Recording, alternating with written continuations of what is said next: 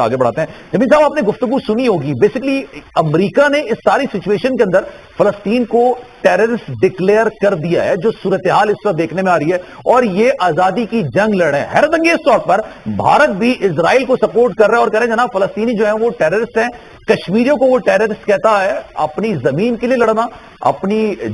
जो मजहबी रसूमात हैं उनको अदा करना, मस्जिदों में जाना, ये दुनिया के लिए ऐसा लग रहा है शायद टेररिस्ट एक्टिविटीज बनता चला जा रहा है। और दूसरी जानब इजराइल जिस तरह से मासूम फलस्तीनियों का कत्लेआम आज से नहीं एक तवील अरसे से करता चला आ रहा है, उसको जस्टिफाई किया जा रहा है। सर, मैं सबसे पहले चाहूंगा कि आप इस पर अपना कमेंट दीजिए, उसके बाद फिर मैं ये पूछना चाहूंगा आपसे कि ये जो सारा मामला हुआ है, इससे पहले भी झड़पें हुई हैं, लेकिन इस बार मुनज्जम हमला किया गया। इस हमले को बेसिकली आप कैसे देख रहे हैं? या इसको मैं 3 जावियों से बयान करूंगा। जी सर। एक इसका खित्ते में बदलते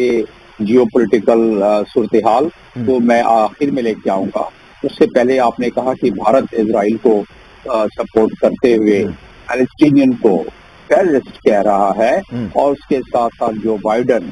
ने भी कहा है कि हम हर लिहाज से न सिर्फ सपोर्ट करेंगे और हम उनके साथ खड़े हुए हैं, और इसको जो सपोर्ट किया जा रहा है उस पर भी हमारी नजर है। उनका इशारा चंद ममालिक पर है, खित्ते के जाहिर है ईरान के हमेशा निशाने पर रहा है इस मामले में। तो वो ये इन 2 चीजों को अगर पेश नजर रखा जाए तो फिर बात बनती है कि टेररिस्ट गर्दाना इनको इंटरनेशनल कानून कहाँ इनको टेररिस्ट कहता है, इसको देख लेते हैं जरा। पैलेस्टीनियन को देखिए, अभी बात कर रहे थे हमारे पैलेस्टीन के दोस्त, हमारे भाई, और उनसे जाहिर है हमारी पूरे पाकिस्तानियों की दिली हमदर्दी भी है, और पाकिस्तानियों के दिल फलस्तीनियों के साथ बिल्कुल धड़कते भी हैं हमेशा से। उस लिहाज से देखा जाए तो वो तो जाहिर है ही है, लेकिन अगर इंटरनेशनल कानून के मुताबिक देखा जाए तो चाहे वो पार्टीशन जब से फलस्तीन का हुआ है, पैलेस्टाइन का हुआ है, जो कि सिक्योरिटी काउंसिल रेजोल्यूशन 181 के तहत 47 में, उस वक्त से देखा जाए तो अब तक, और फिर सबसे बड़ी जुल्म और उसकी तादी की बात ये है, जुल्म और सितम की बात ये है कि रेजोल्यूशन नंबर 242 जो कि 1967 में हुआ, जिसने कहा कि तमाम फोर्सेस विड्रॉ करो जो आपने कब्जा किया था, और उसके बाद उन्होंने कहा कि ये जो आपने न सिर्फ सेटलमेंट है इसको भी आप खत्म किया जाए, और उसके बाद फिर सिलसिला शुरू हो गया है रेजोल्यूशन 2334 का, जो 2016 में कि सारी सेटलमेंट जो पैलेस्टीनियन टेरिटरी पर है वो वायोलेशन है इंटरनेशनल लॉ का। ये अक़वाम मुत्तहिदा कह रहा है, ये और कोई नहीं कह रहा है, इंटरनेशनल लॉ का वो वायोलेशन है, और इसकी सेटलमेंट को फौरन खत्म किया जाए, क्योंकि अगर ऐसा नहीं करते तो ये जेनीवा कन्वेंशन का आर्टिकल 48 उसकी भी खिलाफ वर्जी, आर्टिकल 49 की, और आर्टिकल 49 का मतलब ये है कि आप ऑक्यूपाइड टेरिटरी में अगर सेटलमेंट बाहर से लोगों को बसाना शुरू कर दें, इसका मतलब ये है कि आप डेमोग्राफी को चेंज करते हैं। और मैं अब उसके बाद आ जाऊंगा कि हम इस वक्त खित्ते में एक सबसे बड़ा जो हमारे पास प्लेटफॉर्म है वो OIC का है, कि OIC की जो इब्तदाई तौर पर OIC का उसका काम यही है, उसका पहला आर्टिकल का 8वां जुज़ है, उसमें बड़ी क्लियरली फलस्तीनियों के लिए पूरी की पूरी OIC ममालिक यानी मुस्लिम उम्मा का ये दिया हुआ है कि आप इस स्ट्रगल में फलस्तीनियों को सपोर्ट करेंगे, और जो कि फॉरेन ऑक्यूपेशन की जो उनकी जगह है उसकी खाली कराने में, उनकी सॉवरेन स्टेट को बनाने में आप मदद करेंगे, और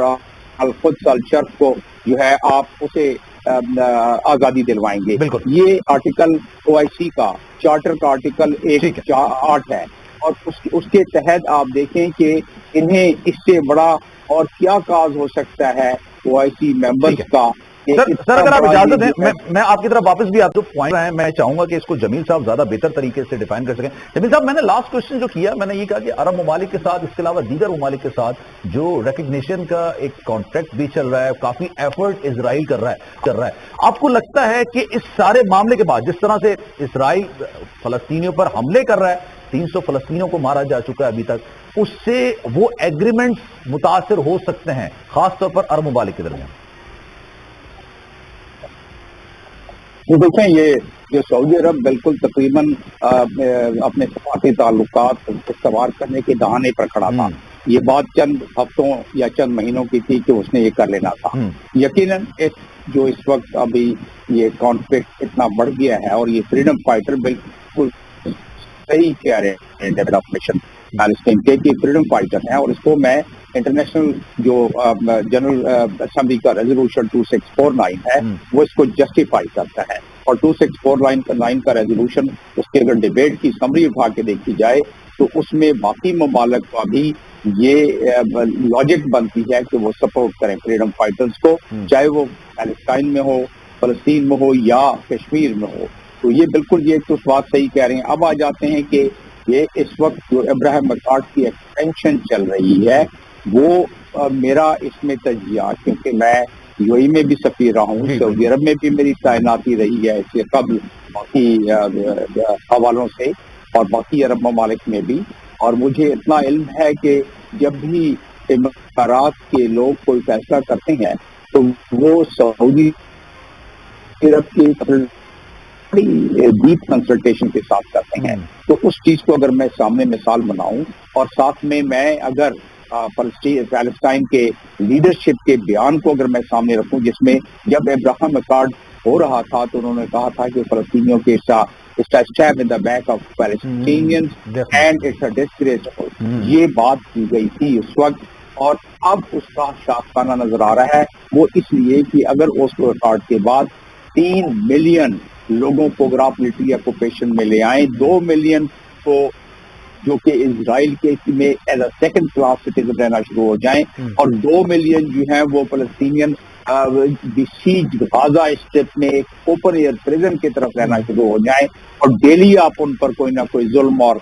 ستم کریں، اور ان کے علاقوں میں آپ تقریباً 8 لاکھ آباد کاریاں کر لیں تو مشکلات بڑھتی چلی جائیں گی. سر تھینک یو سو مچ، کیونکہ ٹائم کی قلت ہے، میں آپ سے مزید ہی